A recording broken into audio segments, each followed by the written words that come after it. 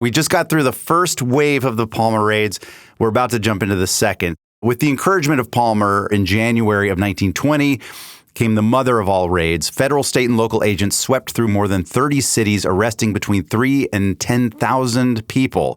Again, mostly without warrants, and again, jail cells overflowed, the mistreatment continued, and due process eroded even further. Palmer claimed that these arrests were obviously critical and just the tip of the iceberg, that there were 300,000 communists still out there they needed to chase down. But by now, fortunately, even his own government was starting to recoil from this stuff. Acting Labor Secretary Louis Post reviewed the deportation files and found most of them completely baseless, overturning more than 70% of the 1,600 cases. By spring of 1920, the horror stories of beatings and illegal detentions were headline news, and the tide was turning against the raids. And then came the nail in Palmer's professional coffin.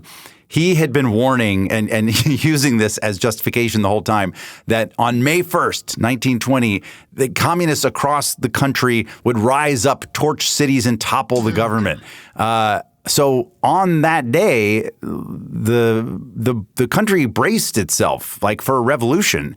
The police nationwide were on high alert. Troops were on standby. Headlines were screaming the apocalypse. And then, of course, Nothing. Like zero. No uprisings, no riot. Just a traditional, lovely May Day with parades and picnics.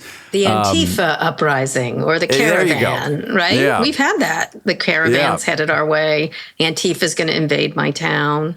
This and that, you know. Yeah. Well, wasn't last weekend supposed to be a Hamas rally of violent criminals? Oh, Hamas, the Hamas rally. Yeah. You know, they try it. They try to scare people, and then they're wrong. And when they're wrong, they go, well, it's because we talked about it that it prevented it.